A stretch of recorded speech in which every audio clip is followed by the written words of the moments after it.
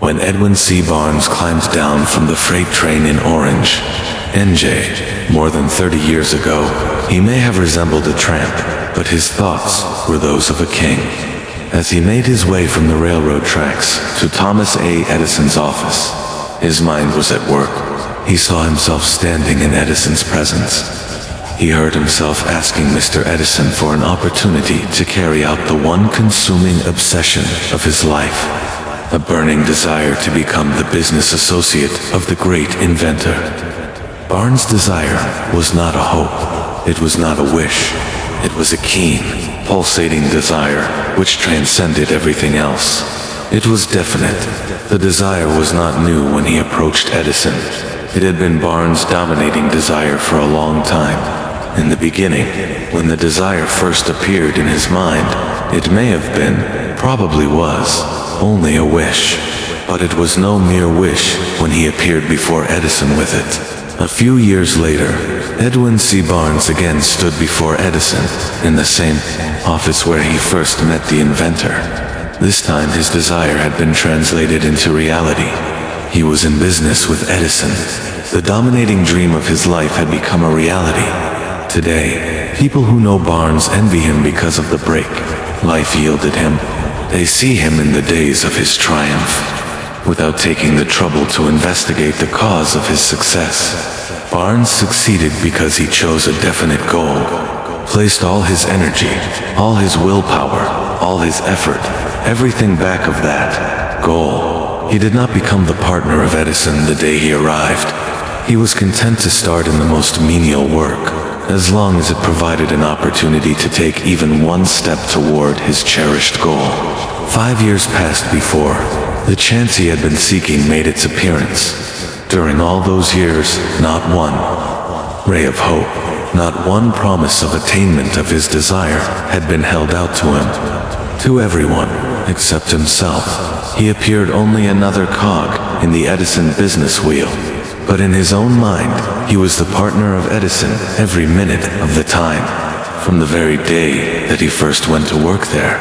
It is a remarkable illustration of the power of a definite desire.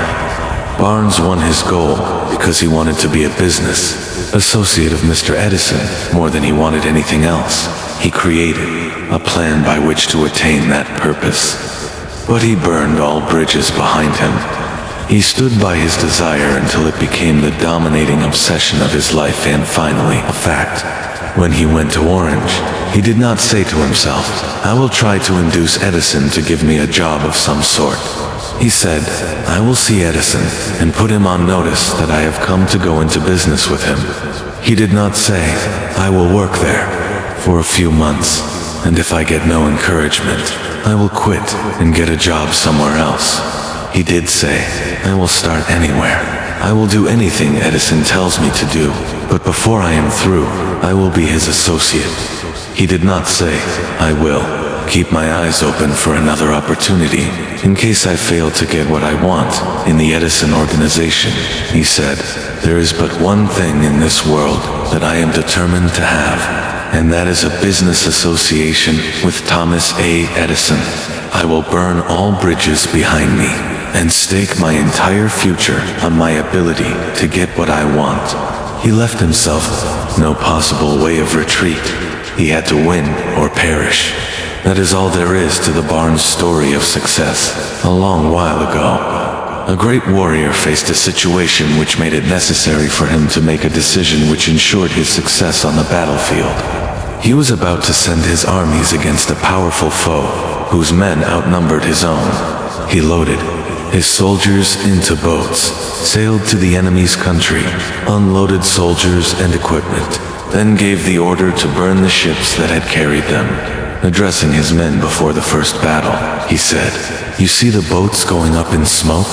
That means that we cannot leave these shores alive unless we win. We now have no choice. We win or we perish." They won. Every person who wins in any undertaking must be willing to burn his ships and cut all sources of retreat. Only by so doing can one be sure of maintaining that state of mind known as a burning desire to win. Essential to success. The morning after the Great Chicago Fire, A group of merchants stood on State Street, looking at the smoking remains of what had been their stores. They went into a conference to decide if they would try to rebuild or leave Chicago and start over in a more promising section of the country. They reached a decision, all except one, to leave Chicago. The merchant who decided to stay and rebuild pointed a finger at the remains of his store and said, "Gentlemen, on that very spot, I will build the world's greatest store, no matter how many times it may burn down." That was more than 50 years ago. The store was built. It stands there today, a towering monument to the power of that state of mind, known as a burning desire. The easy thing for Marshall Field to have done would have been exactly what his fellow merchants did. When the going was hard and the future looked dismal, they pulled up and went where the going seemed easier. Mark, while this difference between Marshall Field and the other merchants, because it is the same difference which distinguishes Edwin C. Barnes from thousands of other young men who have worked in the Edison organization. It is the same difference which distinguishes practically all who succeed from those who fail. The Wright brothers dreamed of a machine that would fly through the air. Now one may see evidence all over the world that they dreamed soundly. Marconi dreamed of a system for harnessing the intangible forces of the ether. Evidence that he did not dream in vain may be found in every wireless and radio in the world.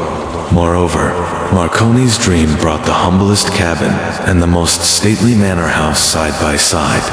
It made the people of every nation on earth backdoor neighbors.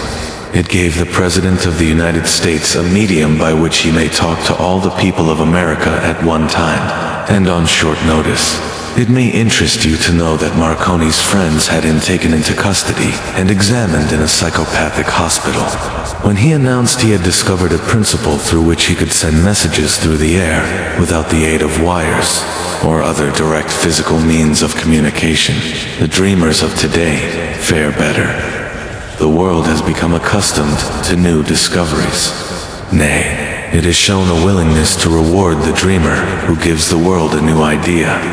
The greatest achievement was, at first, and for a time, but a dream. The oak sleeps in the acorn. The bird waits in the egg, and in the highest vision of the soul, a waking angel stirs. Dreams are the seedlings of reality. Awake, arise, and assert yourself, you dreamers of the world. Your star is now in the ascendancy. The world depression brought the opportunity you have been waiting for. It taught people humility, tolerance, and open-mindedness. The world is filled with an abundance of opportunity which the dreamers of the past never knew. Thank you so much for watching, truly. The fact that you stayed until the end of this video says something important about you. It shows that you care, that you're hungry, that somewhere deep inside, you believe you're meant for more, and you're ready to take the small steps to get there. The slight edge isn't just a concept, it's a way of living. It's a quiet power that works in the background, shaping your future through the choices you make every single day. Most people ignore it. They think one small decision doesn't matter. But you're learning the truth that every small decision matters, more than you can imagine. It's easy to overlook the power of reading just one page a day, walking for 10 minutes, saying no to junk food, putting your phone away, and focusing, saving a single penny. But those tiny steps, the ones that seem so simple, even invisible, they build momentum, and momentum builds results. Greatness doesn't arrive in some grand moment. It's crafted in the quiet, in the routine, in the choices that no one else sees. And if you stick with those small steps, if you keep showing up when no one claps, if you keep believing when progress feels invisible, one day the results will speak for themselves. So today, I want to leave you with a reminder. You don't need to change everything overnight. You just need to keep doing the small things, right? Read that book. Say no to that distraction. Take that walk. Be kind to that person. Be patient with yourself. Every one of those actions is a brick, and together, they build the life you're dreaming of. If this video gave you even a little push of inspiration, then don't let it stop here. Like the video, subscribe for more content like this, and share it with someone you care about, someone who's maybe just one idea away from turning their life around. Your story is still being written, and the pen is in your hand. Thanks again for watching. Keep growing, keep believing, and never forget, your slight edge begins now.